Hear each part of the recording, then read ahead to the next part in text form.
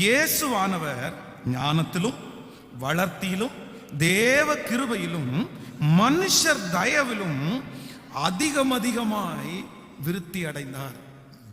இது யாரை குறித்து சொல்லப்படுகிறது என்று சொன்னால் ஆண்டவரை குறித்து சொல்லப்படுகிறது. கவனிங்க, ஆண்டவராகிய இயேசு கிறிஸ்துவுக்கு இந்த உலகத்திலே வாழ்வதற்கு ஏதாவது ஒரு உதவி அவருக்கு தேவையா? அவருக்கு தேவையான்னு கேட்டா கண்டிப்பா அவருக்கு தேவையில்லை. அவருக்கு தேவையில்லை. ஏனென்றால் எல்லாமும் அவராலே உண்டானது, எல்லாமும் அவருடைய கரங்களிலே இருக்கிறது. அவர் அசாதாரணமானவர். அவரால் முடியாதது எதுவும் இல்லை, அவரால் கூடாதது எதுவும் இல்லை. அவர் கூனிய கர்த்தர் நிமிர பண்ணினார், சப்பானிய கர்த்தர் நடக்க பண்ணினார், மரித்தவனை உயிரோட எழுப்பினார், காற்றையும் கடலையும் அதட்டினார். இப்படியே ஆண்டவருடைய அதிசயங்களை நம்ம விவரிப்போமே, ஆனால் அவரால் முடியாதது, அவரால் கூடாதது. அதான் ரொம்ப அழகா ஒரு பரிசுத்தவான் பாடி இருக்கிறார், அவருக்கு உதவி தேவையில்லை, நீரே பெரியவர். இயேசுக்கு என்ன தேவை இல்லையாமா? யாரோட உதவியும். ஆனா இந்த உலகத்திலே வாழ்கிற உங்களுக்கும் எனக்கும் கண்டிப்பா ஏதாவது ஒரு மனுஷனுடைய உதவி நமக்கு தேவை. நம்ம எல்லாரும் பிறங்கும் போது நம்முடைய அம்மாவுடைய உதவி இல்லை அப்படின்னா நம்ம இந்த உலகத்துல ஜீவனோட இருந்திருக்கவே முடியாது. அம்மாவுடைய உதவி, அப்பாவுடைய உதவி, நம்ம படிக்கும் போது வாத்தியாருடைய உதவி, இப்படியே ஆயிரக்கணக்கான பேருடைய உதவியை பெற்றுதான் நாம் ஒரு மனிதர்களாக வளர்ந்திருக்கிறோம். ஆனா ஆண்டவரை பொறுத்த அளவுல அவருக்கு யாருடைய உதவியும் தேவை, ஏன்னா அவருக்கு எல்லாமே இருக்குது. ஆனா அப்படி இருந்தவராய் இருந்தும் வேதம் சொல்லுகிறது அவர் மனித தயவிலும் அதிகமா என்ன ஆனாராமா? விருத்தி அடைந்தார். சோ இந்த வசனத்தை வாசிக்கும் போது ஆண்டவர் என்னுடைய இருதயத்தில் பேசினார், நமக்கு நம்ம ஜெபிக்க வேண்டிய ஒரு ஜெப குறிப்பு என்னன்னா, மனுஷனுடைய தயவு நமக்கு வேணும்னு நம்ம ஜெபிக்கணும். என்ன தயவு வேணும்? மனுஷனுடைய தயவு. ஆனா சிலர் அதை விரும்புறதே இல்லை. எனக்கு யாரு தயவு வேணாம், எனக்கு என்ன இல்லை, எனக்கு பணம் இல்லையா, எனக்கு வசதி இல்லையா. அதான் கடந்த நாட்களில் கூட ஒரு சம்பவத்தை சொன்னேன். 5 மில்லுடைய ஓனர், அந்த 5 மில்லுடைய ஓனருக்கு கோடிக்கணக்கான பணம் அவரிடத்துல இருக்கிறது. ஆனா அந்த கோவிட்னால பாதிக்கப்பட்டு டாக்டர் இடத்துல போய் கையெடுத்து கும்பிட்டு, என்னை எப்படியாவது இந்த உயிரை காப்பாத்துங்க, 1 கோடி ரூபாய் உனக்கு தர்றேன் அப்படின்னு சொல்லியிருக்காங்க. சோ நன்றாய் கவனித்துக் கொள்ளுங்கள் ஆண்டவருடைய பிள்ளைகளே, எனக்கு யாருடைய உதவியும் தேவையில்லை, எனக்கு யாருடைய சிபாரிசும் தேவையில்லை, எனக்கு மக்கள் தேவையில்லை, எனக்கு என் கணவனார் தேவையில்லை, என் மனைவி தேவையில்லை. என் கணவனார் இல்லைன்னா கூட வாழ்ந்துருவேன், என் மனைவி இல்லைன்னா நான் வாழ்ந்துருவேன், எனக்கு அம்மா அப்பா இல்லைன்னா வாழ்ந்துருவேன், என் மேனேஜர் இல்லைன்னா வாழ்ந்துருவேன், இந்த வேலையெல்லாம் இன்னொரு வேலை, இந்த மேனேஜர் எல்லாம் இன்னொன்னு, அப்படி என்று உங்கள் மனதிலே நீங்கள் நினைப்பீர்களே. ஆனால் நான் சொல்லுவேன், கர்த்தர் மேல நம்பிக்கை வைக்கிறதுன்றது வேற. ஆனா இந்த உலகத்துல பிறந்த நம்ம எல்லாருக்குமே மனுஷனுடைய கண்கள்ல தயவு இருந்தாதான் நிம்மதியான ஒரு வாழ்க்கை என்ன பண்ண முடியும்னா வாழ முடியும், இல்லைன்னா வாழ முடியாது. மனுஷனுடைய தேவனுடைய கண்கள்ல தயவு நமக்கு கண்டிப்பா தேவை. நம்ம ஜெபம் பண்ணும் போது ஆண்டவர் நமக்கு தயவை தருவார். ஏன்னா ஆண்டவர் தயவிலே பெருத்தவர், அவருடைய தயவு நமக்கு கிடைக்கும். நீங்க அழகா இருந்தாலும் கிடைக்கும், நீங்க அழகு இல்லைனாலும் கிடைக்கும், நீங்க ஜெபம் பண்ணாலும் கிடைக்கும், நீங்க ஜெபம் பண்ணாட்டும் கிடைக்கும். தேவ தயவு உங்களுக்கு எப்படி வேணாலும் கிடைக்கும். அவர் தாராள பிரபு அல்லவா? அதனால உங்களுக்கு தயவு வேணும்னு தேவைப்படுச்சா கர்த்தர் தயவு தருவார். ஆனா மனுஷனுடைய தயவு அப்படி கிடையாது. சிலர் தயவு பாராட்டும் போது ஆட்களை பார்த்து, அழகை பார்த்து, கலரை பார்த்து, இப்படி பார்த்து தான் நிறைய பேர் மனுஷங்களுக்கு மேல தயவு பாராட்டுறாங்க. அப்போ நமக்கு நிறைய பேருக்கு அது எதுவுமே இருக்காது. நான் அழகுலையும் இல்லை, படிப்புலையும் இல்லை, வசதியிலையும் இல்லை, பின்னணியும் இல்லை. எப்படி என்ன நேசிப்பாங்கன்னா, ஆண்டவரிடத்துல இந்த காரியத்திற்காக நம்ம ஜெபிக்கும் போது நான் நம்புறேன் மனுஷனுடைய தயவை ஆண்டவர் நம்மேல் திரும்ப பண்ண வல்லவரா இருக்கிறார். எத்தனை பேர் ஆமோதிக்கிறீங்க? கைகளை உயர்த்தி ஒரு ஹல்லேலூயா சொல்லுங்க. ஆண்டவரிடத்துல சொல்லுங்க, இன்னைக்கு நம்ம ஜெபிக்க வேண்டிய ஜெபம் என்ன அப்படின்னா, ஆண்டவரே மனுஷனுடைய கண்களிலே எனக்கு தயவை தாரும். 2006வது வருஷம் என்று நினைக்கிறேன். 2006வது வருஷம் ஒரு மிகப்பெரிய ஒரு கேஸ் என் மேல இல்லை 2009வது வருஷம் என் மேல ஒரு பெரிய கேஸ் ஃபைல் பண்ணப்பட்டது. அப்போ அந்த case police station, Ratnapuri police station போயிருச்சு. அந்த ரத்னபுரி போலீஸ் ஸ்டேஷன்ல யாரையுமே எனக்கு தெரியாது. இப்போ போலீஸ் ஸ்டேஷன்ல இருந்து கூப்பிட்டு நீங்க கரெக்டா ஸ்டேஷனுக்கு வந்துருங்க அப்படின்னு சொல்றாங்க. எனக்கு விரோதமாய் அந்த கேஸ் கொடுத்தவங்க ஒரு பெரிய டீம், கிட்டத்தட்ட ஒரு 200 பேருக்கு மேல இருப்பாங்க. அவங்க தான் ஒரு பெரிய ஆர்கனைசேஷன் தான், அது அந்த இந்து சமயத்தில் உள்ள ஒரு ஆர்கனைசேஷன் தான் அந்த கேஸை ஃபைல் பண்றாங்க.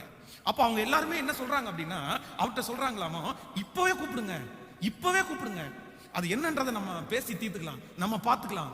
ஆனா அங்க இருந்த ஒரு நபர் என்ன சொல்றாருன்னா, அவங்கள்ட்ட இப்ப கூப்பிட முடியாதியா, அவரை இப்ப கூப்பிட முடியாதியா, நான் கூப்பிட்டு நான் விசாரிக்கிறேன், விசாரிச்சுட்டு நான் உங்களுக்கு சொல்றேன்னு சொல்லி மாலையில சாயந்தரமா நீங்க வாங்கன்னு சொல்லி, அப்பவே இப்ப வர வேண்டாம், சாயந்தரம் வாங்கன்ற.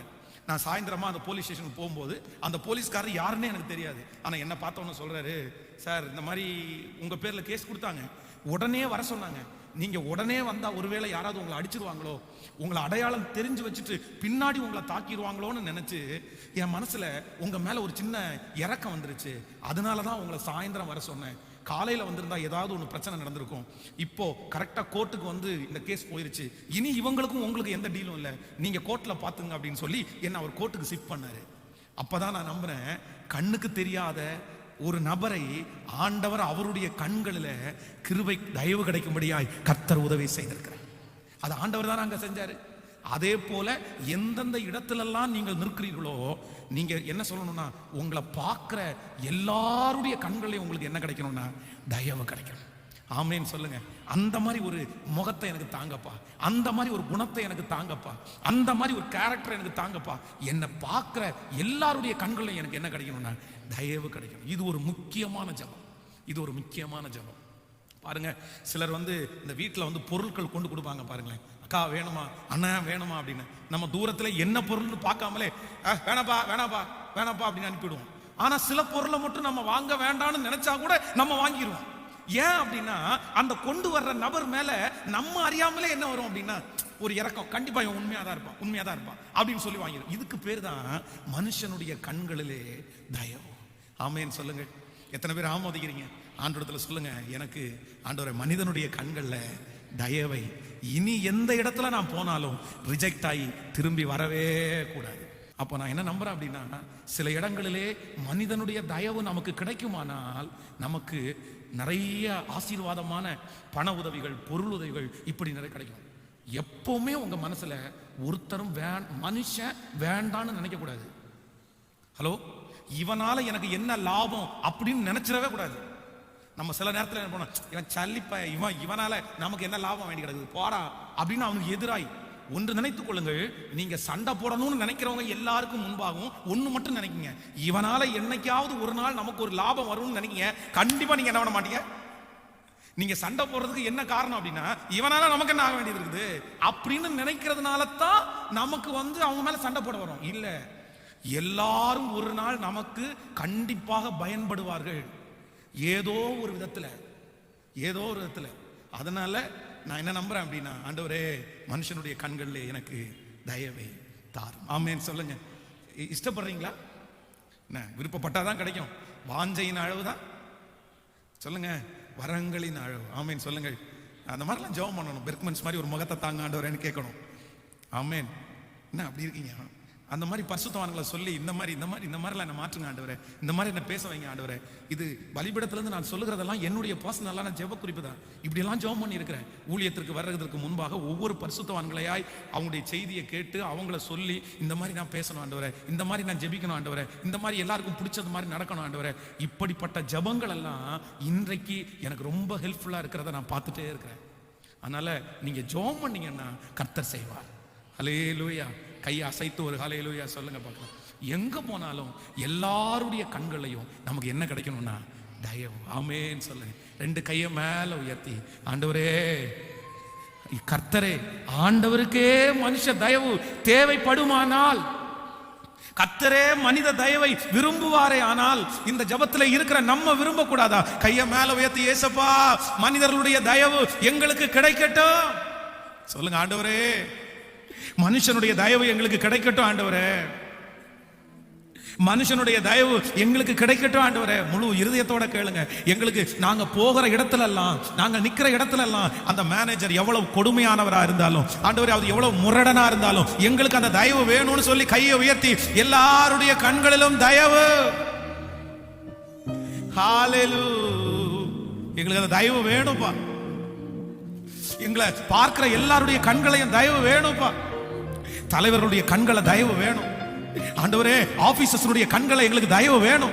எங்களை சுற்றி இருக்கிறவங்களுடைய கண்களை எங்களுக்கு தயவு வேணும். ஹalleluya.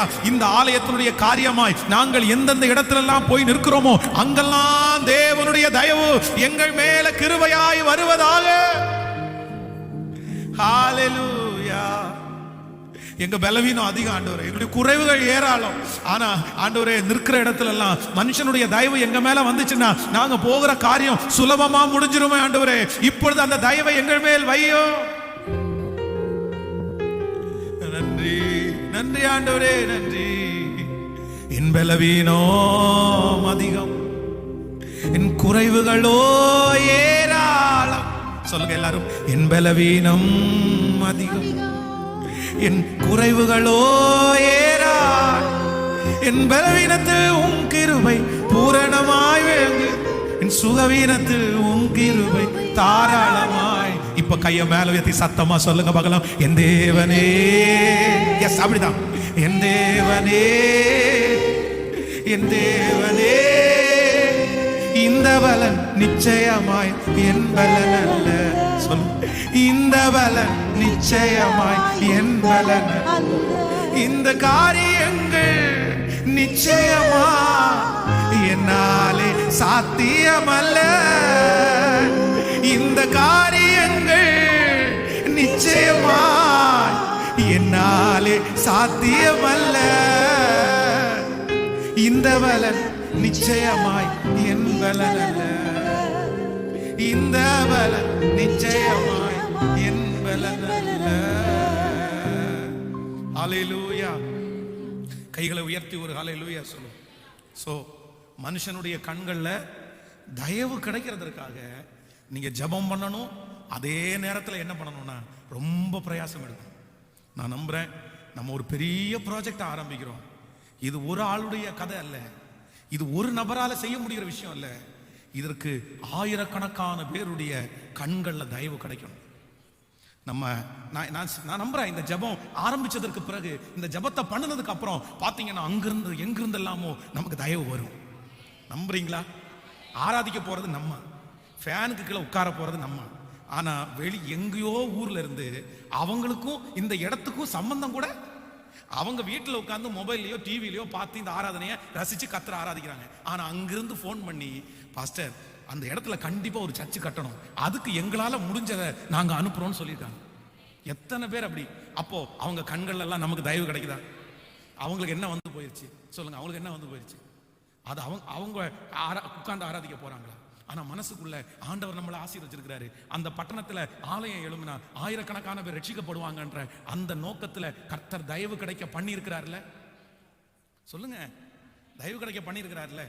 இந்த 2 லாக்டவுன்லையும் என்ன அதிகமாய் போஷித்தது வெளியே உள்ளவங்க தான். நான் மனம் திறந்து சொல்றேன், நம்ம திருச்சபையில் இருக்கிறவங்க எண்ணி ஒரு 10-15 பேர் தான் என்னை சந்திச்சு அவருடைய காணிக்கையை கொடுத்து, இந்த மாதிரி வாடகை கட்டுங்க பாஸ்டர், வீட்டு தேவைக்கு என்ன பண்றீங்க, வீட்டு வாடகைக்கு என்ன பண்றீங்கன்னு கேட்டவங்க வெகு சிலர் தான். முடியாது, ஏன்னா நம்முடைய ஜனங்களுடைய கெப்பாசிட்டி நமக்கு தெரியும். நம்மளே எல்லாருமே கஷ்டப்பட்டு வீட்டு வாடகை கட்டுறவங்க தான் இருக்கிறாங்க. அது குறையாய் குற்றமாய் சொல்லல. ஆனா அந்த லாக்டவுன் காலங்களில், இந்த 2 லாக்டவுன்லையும் என்னை போஷிச்சது மட்டும் இல்ல, என் கூட சேர்ந்த நிறைய ஊழியக்காரங்களை கூட வெளியில இருக்கிறவங்க நிறைய பேர் போஷிச்சிருக்காங்க. வெளியே இருக்க நிறைய பேர் போசுங்க, உங்களுக்கு என்ன தேவை, இன்னைக்கு என்ன சாப்பிட்டீங்க, வாடகை கட்டிட்டீங்களா, சர்ச்சு வாடகை கட்டிட்டீங்களா, நான் வேணா ஹெல்ப் பண்ணணுமா? அப்போ தயவுள்ள நிறைய பேரை கர்த்தர் நமக்கு ஏற்படுத்தினதுனால தான் இந்த ஊழியத்தை நம்ம வெற்றியாய் செய்வதற்கு ரிஸ்க் இல்லாம நம்ம போறோம். நான் சொல்றேன், இப்பவும் நம்ம என்ன ஜெபிக்க போறோம்னா, இந்த உதவி பத்தாதுப்பா, நிறைய பெரிய பெரிய ஆட்களுடைய தயவெல்லாம் நமக்கு நேரம் அப்படியே திரும்பணும். ஆமென். ஆசைப்படுறீங்களா? ஜெபம் பண்றீங்களா? நான் சொல்றேன், நீங்க எல்லாம் ஆலயத்தை நேசிச்சு வந்திருக்கீங்க, அப்படிதான் ஜெபம் பண்ணணும். ஆண்டவரே, எங்க சர்ச்சுக்கு நிறைய பேருடைய தயவு கிடைக்கட்டும், பெரிய பெரிய அரசியல்வாதிகளுடைய தயவு கிடைக்கட்டும், பெரிய ஆட்களுடைய தயவெல்லாம் கிடைக்கும். ஆண்டவர் கண்களை நமக்கு தயவு கிடைச்சிருச்சு, அவர் ஏற்பாடு பண்ணட்டும், அவர் ஏற்பாடு பண்ணட்டும். அதான் அவங்களுக்கு கொடுக்கக்கூடிய பழக்கம் இல்லைன்னா கூட நம்ம சர்ச்சை பார்த்த உடனே இந்த ஆலயத்துக்கு கொடுக்கணும்ப்பா, இந்த ஊழியத்துக்கு செய்யணும், அப்படி தயவு கிடைக்க பண்ணட்டும். ஆமேன்னு சொல்லுங்க. ஜெபம் பண்ணுவீங்களா? இன்னைக்கு வீட்டில் போய் ஆலயத்திற்காக ஜெபம் பண்ணும்போது என்ன ஜெபம் பண்ணணும்னா, ஆண்டவரே எல்லாருடைய கண்கள்லையும் தயவு கிடைக்க பண்ணணும். ஆமாம், நான் எல்லாருக்கும் சாட்சி சொல்லணும், தயவு நிறைய கிடைச்சிச்சுன்னு சாட்சி சொல்லணும். ஆமேன்னு சொல்லுங்க. அப்புறம் இடம் வாங்கி முடிச்ச உடனே சர்ச்சு கட்டுறதுக்காக ஆரம்பிக்கிறோம் பாருங்களேன், அந்த 24 இடத்துல சைன் வாங்கணும் பாருங்களேன். நம்மளை பார்த்த உடனே என்ன பண்ணணும்னா அவங்க மேல ஒரு தயவு கிடைச்சு சைனை போட்டு போவாங்க அப்படின்னு சொல்ற அளவுக்கு கர்த்தர் அவருடைய கண்களும் நமக்கு தயவு கிடைக்கணும். ஆமென். இது திருச்சபைக்கு மட்டுமல்ல, இந்த ஜெபத்துல அட்டெண்ட் பண்ற உங்க ஒவ்வொருத்தருடைய வாழ்க்கையிலும் நீங்க எங்க போய் நின்னாலும், அந்த அதிகாரி எவ்வளவு பெரிய ஆளா இருந்தாலும், நீங்க போய் நிற்கும் போது ஒரு கண்கள்ல தயவு, உங்களை பார்த்த உடனே கண்கள்ல தயவு. தாவீதுக்கு எப்படி தயவு கிடைத்ததோ அப்படியே உங்களுக்கும் அந்த தயவு கிடைப்பதாக. மேனேஜருடைய கண்களை தயவு உங்களுக்கு கிடைக்கட்டும். உங்க அதிகாரியுடைய கண்களை உங்களுக்கு தயவு கிடைக்கட்டும். உங்களை ரொம்ப கடினமாய் நடத்துகிற அந்த மனுஷனுடைய தயவு உங்க மேல கிடைக்கட்டும். ஆமென் சொல்லுங்கள். இந்த நீங்க இந்த தயவு கிடைக்கிறதுக்காக பிரயாசம் எடுக்கணும்னு சொன்னேன்ல. இப்ப ஏசா யாக்கோபு ஏசாவை ஏமாத்திட்டான். ஏசாவை ஏமாத்திட்டு தன்னுடைய தகப்பனாருடைய வீட்டை விட்டு இப்பொழுது போய்விட்டு திரும்பி தன்னுடைய தேசத்திற்கு வருகிறான். வரும்போது அவனுக்கு ஒரு செய்தி அறிவிக்கப்படுகிறது. இந்த மாதிரி உங்க அண்ணன் வந்துட்டு இருக்காருப்பா, உன்னை பின்தொடர்ந்து வந்துட்டு இருக்காரு அப்படின்னு. உடனே தன்னுடைய சகோதரனுடைய தயவு கிடைக்கணுன்றதுக்காக யாக்கோபு பிரயாசம் எடுப்பான் பாருங்களேன். நீங்க அதை எங்க நீங்க 33ஆம் அதிகாரத்துல வாசிக்க முடியும். கவனிங்க, அவ்வளவு பிரயாசம் எடுப்பான். ஏன்? இவனுக்கு ஆடு மாடு இல்லையா? இவனுக்கு வேலைக்காரர்கள் இல்லையா? இவனுக்கு ஆண்டவர் சகலவற்றையும் கொடுத்திருக்கிறார். ஏசாவுக்கு எப்படி ஆசீர்வாதம் இருக்கிறதோ அதான் தன்னுடைய மாமனார் வீட்டுக்கு வெறும் கோலும் கையுமாக போனவன் பல பரிவாரங்களோட திரும்பி வர்றான். அவ்வளவு பெரிய பரிவாரங்களோட திரும்பி வந்தாலும் நம்ம ஒரு நாள் தப்பு பண்ணிட்டோம், அதனால கண்டிப்பா அண்ணனுடைய தயவு நமக்கு கிடைக்கணும்னு சொல்லி எவ்வளவு ப்ளீஸ் பண்றாங்க. தன்னுடைய சகோதரனுடைய தயவு கிடைக்கிறதுக்காக எத்தனை கிஃப்ட் அனுப்பணும்னு நினைக்கிறாங்க. அப்ப நம்ம நிறைய பேர் என்ன நினைக்கிறோம் தெரியுமா? எனக்கு தேவையில்லை, எனக்கு உன் சொத்தும் தேவையில்லை, உனக்கு பணம் தேவையில்லை, உன் சவகாசம் எனக்கு தேவையில்லை. நீ என்ன பெரியது, கடவுள் எனக்கு கொடுத்துருக்காரியா, எனக்கு நிறைய இருக்கியா? அந்த வார்த்தை உங்களுடைய வாயிலிருந்து புறப்படவே கூடாது. ஹலோ, நான் சொல்றது உங்களுக்கு புரியுதா? எத்தனை பேருக்கு புரியுது?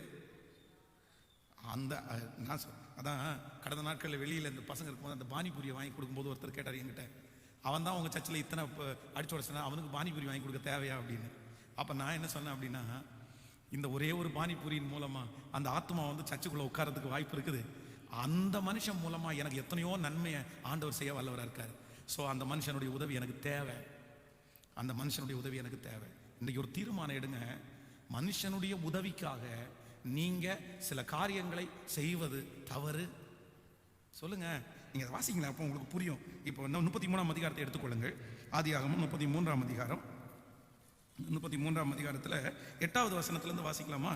33ஆம் அதிகாரத்தில் 8வது வசனத்திலிருந்து நம்ம வாசிக்கலாம். அப்பொழுது அவன், எனக்கு எதிர்கொண்டு வந்த அந்த மந்தையெல்லாம் என்னத்திற்கு என்றான். அதற்கு அவன், என் ஆண்டவருடைய கண்களில் எனக்கு தயவு கிடைக்கிறதற்கு என்றான். ஹலோ, புரியுதா இப்போ உங்களுக்கு? இது அண்ணன் தம்பியினுடைய பிரச்சனை. நல்லா கவனிங்க எல்லாரும். அண்ணன் நல்லா இருக்கிறான், தம்பியும் நல்லதா இருக்கிறான். தம்பி ஒன்னும் கெட்டு போல.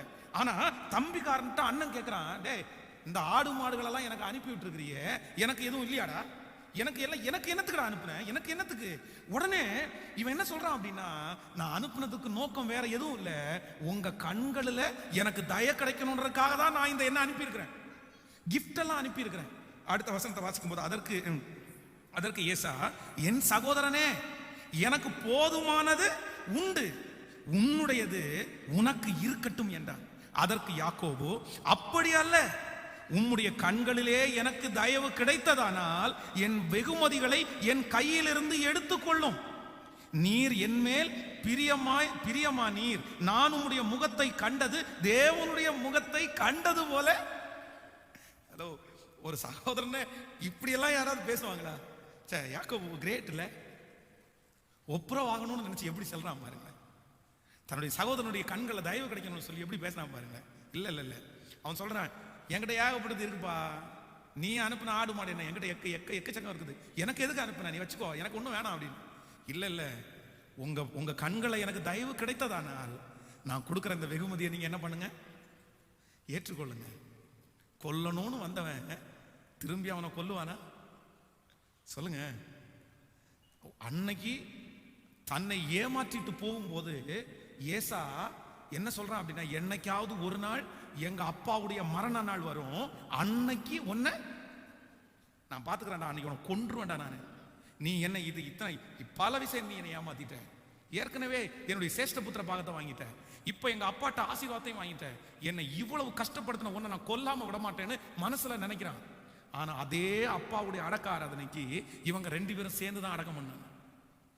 அதுக்குள்ளேயே அவன் மேல இருந்த கசப்பு, வெறுப்பு, அவன் தன்னை ஏமாத்தினது, தன்னுடைய தகப்பனாரிடத்துல வஞ்சித்தது, தன்னிடத்துல வஞ்சித்தது எல்லாத்தையுமே அவன் வந்து மறந்துட்டான். ஏன் மறந்துட்டான் அப்படின்னா, ஏசாவுக்கு யாக்கோபனுடைய கண்களை என்ன கிடைச்சு அப்படின்னா தயவு கிடைச்சு. ஸோ இந்த தயவு கிடைக்கிறதற்கு அதான் அனித்தியமான உலக பொருட்களினால் நீங்கள் சிநேகிதர்களை என்ன செய்யணும்? சம்பாதிக்கணும். ஒரு சின்ன கிஃப்ட். நீங்க வந்து ஐஸ் வைக்கிறதா நினைக்க வேண்டாம். ஓவரா அப்படி ஐஸ் வைக்கணும் அப்படின்னு நான் சொல்லலை. அதான் நீங்க அப்படி இன்னொருத்தருக்கு நீ அப்படி போய் கிஃப்டை கொடுக்கும்போது ஆண்டவரோட பெரிய ஆளுன்னு நினைக்க வேண்டாம். ஆண்டவரை விட பெரிய ஆள் யாரும் கிடையாது. கர்த்தர் அனுமதிச்சா எல்லாமே நடக்கும். எல்லாரும் நம்ம ஒருவனுடைய வழிகள் கர்த்தருக்கு பிரியமா இருந்தால் அவனுடைய சத்துருக்களும் அவனோட யாரா மாறுவாங்க? சமாதானமா சிநேகிதர்களாய் மாறுவார்கள். ஆனா நம்ம வந்து தயவு கிடைக்கிறதற்காக நீங்க கொடுக்கிற கிஃப்ட்ல தப்பே இல்லை. ஆமேன்னு சொல்லுங்க, சத்தமா சொல்லுங்க. நம்ம நிறைய பேர் என்ன சொல்லுவோம் தெரியுமா? இவன் ஓவரா ஐஸ் வைக்கிறானே, ஓவரா ஐஸ் வைக்கிறானே. அது வந்து சில ஆட்கள் வந்து கரெக்டா பண்ணிடுவாங்க பாருங்களேன். போன உடனே அந்த மேனேஜிங் இதில் இருக்கிறவங்க எல்லாருக்குமே போன உடனே ஒரு கிஃப்ட் கொடுத்துருவாங்க. அவங்க பிறந்த நாளுக்கு கரெக்டாக விஷ் பண்ணிடுவாங்க. அவங்களுக்கு கரெக்டாக வணக்கம்லாம் சொல்லிடுவாங்க. இவங்க பார்த்தீங்கன்னா வேலையில் பிரச்சனையே இல்லாமல் ஓடுவாங்க. ஆனால் அத்தனைக்கும் அவங்க கெட்டவங்கள கூட இருப்பாங்க சில நேரத்தில். ஆனால் அங்கேயே ஒருத்தர் சின்சியரான ஒருத்தர் இருப்பார். ஆனால் அவருக்கு இந்த ஐஸ் வைக்கிறது இந்த மாதிரி பேசுறதெல்லாம் ஒன்றும் பிடிக்காது. எல்லாம் ஸ்ட்ரெயிட் ஃபார்வேர்டு. வந்தா என்ன, நான் என்ன தப்பு பண்ணேன்? நீ மேனேஜர், ஓகே, நான் என்ன தப்பு பண்ணேன்? நான் என்ன காசு எடுத்தேன்? இப்படி இருக்கிறவங்க வேலை ஸ்தலத்துல நிரந்தரமா இருக்கவே, எப்பா பாரு ஒரே குடைச்சல், எப்பா பாரு ஒரே பிரச்சனை. காரணம் அவங்க கிடையாது, நம்முடைய அணுகுமுறை தான் காரணம். வேதம் சொல்லுகிறது, ராஜாவை மனதிலும், சொல்லுங்க எல்லாருமே, ராஜாவை மனதிலும் நிந்தியாதே. உங்க ஓனரை மனசுல கூட திட்டக்கூடாதாமா. ஹலோ, புரியுதா? நம்ம நிறைய பேர், யோ பாஸ்டர் நீங்க வேற டெய்லி அவனை 2 திட்டு. நம்ம ஸ்கூலுக்கு போகும்போது படிக்கும் போது அப்படிதான். இப்போ ஆண்டவர் கேட்டால் அதெல்லாம் மன்னிப்பு கேட்டேன். ஸ்கூலுக்கு போகும்போது இந்த ஸ்கூல்ல லீவ் விடுவதற்காக ஜெபம் பண்ணுவோம். எப்படி ப்ரேயர் பண்ணுவோம்னா, ஆண்டவரே இன்னைக்கு எங்களுடைய ஹெட்மாஸ்டர் செத்து போனாண்டு, அவர் செத்து போயிட்டார் அப்படின்னா ஒரு 2 நாள் லீவ் கிடைக்கும் அப்படின்னு எல்லாம் ஜெபம் பண்ண நாட்கள்லாம் இருக்குது. ஆனால் 2வது அந்த வாத்தியாரை வந்து எந்த வாத்தியார் ரொம்ப நம்மளை திட்டுறாரோ அந்த வாத்தியாருக்கு ஒரு பட்ட பேரை வச்சு அவர் தூரத்தில் இருக்கும்போது இங்க இருந்து கத்துறது, அவர் பேர் சொல்லி கத்திட்டு ஓடுறது. கத்துறோம்னா நமக்கு ஒரு பெரிய சந்தோஷம். சே, அவரை இன்னைக்கு கத்திட்டோம் அப்படின்னு. அதுக்கு எல்லாத்துக்கும் ரசிக்கப்பட்ட உடனே மன்னிப்பு கேட்டேன் நான். இந்த மாதிரிலாம் செஞ்சிருக்கிறேன் ஆண்டவரை மன்னிச்சிருங்க அப்படின்னு. அப்போ நமக்கு அதிகாரியா இருக்கிறவர்களை, நமக்கு ராஜாவா இருக்கிறவங்களை நம்ம மனசுல கூட என்ன பண்ணிடக்கூடாதாமா? சொல்லுங்க எல்லாருமே. கேக்குதா? கேக்குதா? நிந்திக்கவே கூடாது. அவங்கள்ட்ட கர்த்தர் நமக்கு சம்பளம் வாங்குற அளவுக்கு கர்த்தர் அவங்கள வச்சிருக்கிறார்ல. ஸோ அவங்களுக்கு கொடுக்குற மரியாதையை உங்களுக்கு பிடிச்சா இருங்க, பிடிக்கலன்னா இன்னொருத்தர்கிட்ட போய் வேலை பாருங்க. ஆனா உங்க மனசுல அவங்கள என்ன பண்ணிடாதீங்கன்னா, இவன் உருப்படாம போவான், செத்துற மாட்டானா, அப்படி பண்ண மாட்டானா, அது கர்த்தருக்கு பிரியமானது இல்லை. இப்ப வந்து தமிழ்நாட்டை ஸ்டாலின் ஆள்றாரா, அவரு சாதகமா இருக்கிறாரோ பாதகமா இருக்கிறாரோ நமக்கு தெரியாது. ஆனா நம்ம மனசுல அவரை என்ன பண்ணிட முடியாது.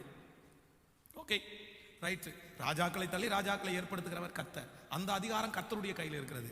நீங்க அவரை புகழ்த்துறதெல்லாம் அது அடுத்த விஷயம். ஆனா மனசுல நிந்திக்க கூடாதுன்னு ஆண்டவர் சொல்றாரு. அப்போ இன்றைக்கு ஒரு தீர்மானம் எடுக்க போறோம் எல்லாருமே. மனுஷனுடைய கண்கள்ல தயவு கிடைக்க பண்றதற்கு சின்ன சின்ன சின்ன சின்ன காரியத்தை செய்கிறது தவறு.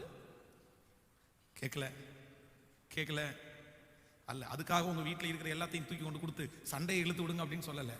அப்புறம் வந்து இங்கிருந்து கறியும் ஜோறும் சமைச்சு கொடுத்து டெய்லி சாப்பிட வச்சுட்டு அதுக்கப்புறம் ஒரு பெரிய பிரச்சனையா கொண்டு வந்து இழுத்து விடுங்கன்னு சொல்லலை. ஆனா அவன் கண்களை தயவு கிடைக்க வேண்டியது நமக்கு அவசியமான ஒன்று. ஹல்லேலூயா. இப்ப கையை மேல உயர்த்தி சொல்லுங்க, ஆண்டவரே எல்லாருடைய கண்களையும் எங்களுக்கு தயவை தார். என் கணவனாருடைய கண்கள்ல எனக்கு, என் மனைவியினுடைய கண்கள்ல எனக்கு தயவு கிடைக்கணும். ஆண்டவரே என்னுடைய ஓனருடைய கண்கள்ல எனக்கு தயவு கிடைக்கணும். சொல்லுங்க எல்லாரும் முழு பலத்தோட சொல்லுங்க, ஆண்டவரே தகப்பனே இன்றைக்கு இந்த உபவாச ஜெபத்தினுடைய இந்த 3வது செக்ஷன்ல உங்க பாதத்தை பிடிச்சி கெஞ்சி கேட்கறது, எல்லாருடைய கண்கள்ல தயவு, பகைக்கிறவங்களுடைய கண்கள்ல தயவு. எல்லாரும் இவர் ரொம்ப கடினமான ஆளு, இவர் முரட்டு சுபாவம் உள்ள ஆளு, இவர் கோபக்காரரு அப்படின்னு சொல்ற மனுஷனுக்கு முன்பாக ஆண்டவரே எங்களுக்கு ஒரு தயவை தாரும். சொல்லுங்க, ஆண்டவரே எங்களுக்கு எங்களுக்கு எங்களுக்கு எங்களுக்கு தயவை தாரும், எங்களுக்கு தயவை தாரும். கேளுங்க, கையை மேல உயர்த்தி ஒவ்வொருத்தரும் கேளுங்க, ஆண்டவரே மனுஷனுடைய கண்கள்ல எங்களுக்கு தயவு கிடைக்கட்டும், தயவு கிடைக்கட்டும், ஆண்டவரே தயவு கிடைக்கட்டும். எங்களுக்கு தயவு வேணும்பா, எனக்கு தயவு வேணும் ஆண்டவரே, எங்களுக்கு தயவு வேணும் ஆண்டவரே. எங்களை பார்க்கிற எல்லாருடைய கண்களிலும் எங்களுக்கு தயவு தாரும், எங்கள் பிள்ளைகளுக்கு தயவை தாரும். ஹல்லேலூயா. கேளுங்க, இயேசுவே எங்களுக்கு அந்த தயவை தாரும், எங்களுக்கு தாரும். ஹல்லேலூயா. கைகளை உயர்த்தி ஒரு ஹல்லேலூயா சொல்லு. இந்த ஜெப குறிப்பு எவ்வளவு முக்கியமானதுன்னு சொல்லி இனி ஒரே ஒரு விஷயத்தை சொல்லி நான் முடிக்க ஆசைப்படுகிறேன். வாசிக்கலாம். ஆதியாகமத்தில் நீங்க 28வது வசனத்தை வாசிக்கணுமா? பார்வோனுக்கு நான் சொல்ல வேண்டிய காரியம் இதுவே, தேவன் தாம் செய்ய போகிறதை பார்வோனுக்கு காண்பித்திருக்கிறார். ஹலோ, நீங்க அடுத்த நீங்க 40வது வசனத்துல இருந்து வாசிக்கும் போது, நீ என் அரண்மனைக்கு அதிகாரியா இருப்பாய், உன் வாக்கின்படியே என் ஜனங்கள் எல்லாம் அடங்கி நடப்பார்கள், சிங்காசனத்தில் மாத்திரம் உன்னிலும் நான் பெரியவனா இருப்பேன். பின்னும் பார்வோன் யோசேப்பை நோக்கி, பார், எகிப்து தேசம் முழுமைக்கு உன்னை அதிகாரியாக்கினேன் என்று சொல்லி பார்வோன் தன் கையில் போட்டிருந்த தன் முத்திரை மோதிரத்தை கலட்டி யோசேப்பின் கையிலே போட்டு மெல்லிய வஸ்திரங்களை உடுத்தி பொன் சரப்பணிகளை அவன் கழுத்திலே தரித்து தன்னுடைய 2ஆம் ரதத்தின் மேல் அவனை ஏற்றி தெண்டலிட்டு பணியுங்கள் அவனுக்கு முன்பாக கூவித்து எகிப்து தேசம் முழுமைக்கும் அவனை அதிகாரியாக்கிறார். இதெல்லாம் யார் சொல்றது? பார்வோன் யாருக்கு சொல்றாரு? யோசேப். ஆனா ஒரு சில மணி நேரத்துக்கு முன்னாடி, ஒரு சில நாட்களுக்கு முன்னாடி இந்த யோசேப் எங்க இருக்கிறான்? சிறைச்சாலையிலே இருக்கிற ஒரு தவறான காரியத்தில் சிறைச்சாலையிலே போடப்பட்ட ஒருத்தனை இந்த பார்வோன் சகல ஜனங்களுக்கு முன்பாகவும் நிறுத்தி, சிங்காசனத்துல மாத்திரம்தான் உன்னை விட நானு, மற்ற எல்லா பொறுப்பையும் யாருடைய கையில கொடுத்துட்டாரு? யோசேப்புனுடைய கையில கொடுத்தாரு. ஆனா இந்த யோசேப்புனுடைய கையில கொடுக்கிறதுக்கு முன்னாடி பார்வோனுடைய கண்களில் யோசேப்புக்கு என்ன கிடைச்சிச்சு? ஆனா நான் சொல்றேன், தயவு கிடைச்சதுக்கு முதல் காரணம் கர்த்தர் தான். ஆனா 2வது காரணம் என்னன்னா, பார்வோனுக்கு சொப்பனத்தினுடைய விளக்கத்தை கொடுக்கும்போது ஒரு வார்த்தை சொல்றாரு, இத்தனை காரியத்தையும் ஆண்டவர் உங்களுக்கு மறைக்காம சொல்லணும்னு நினைச்சாரு, அதனாலதான் உங்களுக்கு சொப்பனத்தை காமிச்சாரு. நாங்க ஆராதிக்கிற கடவுளே உங்களை என்ன பண்றாரு அப்படின்னா, தேசத்துல நடக்க போற பஞ்சத்தை உங்களுக்கு சொல்லணும்னு ஆசைப்படுறேன். நம்மளா இருந்தா என்ன பண்ணிருப்போம் தெரியுமா? அவருக்கு ஒரு பிரசங்கமே பண்ணிருப்போம், விரியன் பாம்பு குட்டிகளே, நீ என்ன நினைச்சிட்டு இருக்கிற? இவ்வளவு பெரிய அக்கிரமத்தை பண்ணி இங்கே விக்கிரக ஆராதனை அங்கே விக்கிரக ஆராதனை பண்ணி கொண்டு திரிகிறீர்களே, கர்த்தர் இன்னும் செஞ்சாரு, இதை செய்ய போறாரு, அவ்வளவுதான், 7 வருஷம் ஆண்டவரை ஏத்துக்கலன்னா அப்படி வரும் இப்படி வரும் நம்ம அடிச்சு ஒரு டயலாக் விட்டுருப்போம். ஆனா யோசேப் அந்த இடத்துல சொல்றாரு, இல்ல, தேவன் செய்ய நினைச்சதை உங்களுக்கு மறைக்கணும்னு. அவன் துன்மார்க்கனோ, ஆண்டவரை ஏற்றுக்கொள்ளாதவனோ, ஆண்டவர் மேல பக்தி இல்லாதவன் எதுவுமே அவனுக்கு எதுவுமே இல்லை. ஆனா ஆண்டவர் உங்களுக்கு செய்யணும்னு சொன்னதை, அவர் செய்ய போறதை உங்களுக்கு மறைக்கல. அந்த ஒரே ஒரு வார்த்தை நான் என்ன நம்புறேன் அப்படின்னா, பார்வோனுடைய உச்சி அப்படி கொழுந்துரும். ஏறக்குறைய ஆண்டவரை ஏற்றுக்கொள்ற அளவுக்கு அவன் தள்ளப்பட்டிருப்பான். சே, கடவுள் நமக்கு செய்ய போறதை நமக்கு சொல்றாரா? நம்ம அந்த அளவுக்கு தகுதி உள்ளவர்களா? அதனாலதான் அவன் சொல்றான், இந்த வேலையை செய்யறதுக்கு சரியான ஆளு யார் மட்டும்தான் அப்படின்னா, நீதான்ப்பா. அவருடைய கண்களை தயவு கிடைச்சிச்சா? யோசேப்பினுடைய தரிசனம் நிறைவேறிச்சா? நான் இன்னைக்கு தீர்க்க தரிசனமாய் சொல்றேன், இதுக்கு முன்னாடி நீங்க எப்படி இருந்தீங்களோ தெரியாது. இதுக்கு முன்னாடி ஒருவேளை நீங்க சொல்லலாம், பாஸ்டர் என்னை பார்த்தாலே யாருக்குமே பிடிக்காது பாஸ்டர், எங்க போனாலும் என்னை பிடிக்காம தான் நான் வருவேன். என் கணவனாருக்கு என்ன பிடிக்கல, என் மனைவிக்கு என்ன பிடிக்கல, என் வீட்டில் இருக்கவங்களுக்கு என்ன பிடிக்கல, என் மேனேஜருக்கு என்ன பிடிக்கல, எங்க போனாலும் நான் அப்படி, நான் போட்டுக்கிற ட்ரெஸ் கூட பிடிக்கலன்னு சொல்லுவாங்க, என்னமோ ஒன்று சொல்லி அவங்க வெளிப்படுத்துவாங்க. ஆனா இந்த ஜெபத்துக்கு அப்புறம் உங்களை பிடிக்கிறதுக்கு ஆட்களை கர்த்தர் எழுப்புவார். நான் சொல்றேன், சகல ஜனங்களாலும் பிடிக்கிற அளவுக்கு கர்த்தர் உங்களை மாற்றுறதுக்கு ஆண்டவரால முடியும். உங்க கணவருக்கு உங்களை பிடிக்கிறது மாதிரி கர்த்தர் மாற்றுவார், உங்க மனைவிக்கு உங்களை பிடிக்கிறது மாதிரி கர்த்தர் மாற்றுவார், உங்க மேனேஜருக்கு உங்களை கர்த்தர் பிடிக்கிறது மாதிரி மாற்றுவார், உங்க பக்கத்து வீட்டுக்காரங்களுக்கு உங்களை பிடிக்கிறது மாதிரி கர்த்தர் மாற்றுவார், உங்க பிள்ளைகளுக்கு உங்களை பிடிக்கிறது மாதிரி கர்த்தர் மாற்றுவார். நம்புறீங்களா? நம்புறவங்க எதுக்கு ஜெபம் பண்ணணும்னா, ஆண்டவரே எனக்கு எல்லாருடைய கண்களிலும் எனக்கு என்ன கொடுங்க அப்படின்னா, தயவு கொடுங்க. நீங்க ஒரு ஆட்டோ ஓட்டுறீங்கன்னு வைங்களேன், ஆட்டோ ஓட்டுறதுக்கு நான் இப்போ உங்களை கூப்பிடுறேன், இன்னைக்கு வாங்க அப்படின்னு கூப்பிடுறேன், நீங்க என்னை கொண்டு போய் இறக்கி விடுறீங்க, உங்களை பிடிச்சிச்சுன்னு வைங்களேன், உங்களுக்கு என் கண்களில் தயவு கிடைச்சிச்சுன்னு வைங்களேன், அடுத்த டைம் எப்பெல்லாம் நான் வெளியே போறேனோ யாரை தான் கூப்பிடுவேன்னா இந்த ஆட்டோக்காரரை தான் கூப்பிடுவேன். அது நன்மையா தீமையா? இப்ப சொல்லுங்க, மனுஷனுடைய தயவு உங்களுக்கு வேணுமா? அதுக்காக ஜெபிப்பீங்களா? அதுக்காக ஆசைப்படுவீங்களா? ஆமேன்னு சொல்லுங்க. கண்டிப்பாக. இன்னொரு விஷயத்தை நான் என்ன சொல்ல வந்ததை முடிச்சிடறேன். அடுத்த நாளைக்கு வேற பாயிண்ட்ஸ் பேசுறதுனால உங்களுக்கு அது கிடைக்காம போகலாம்.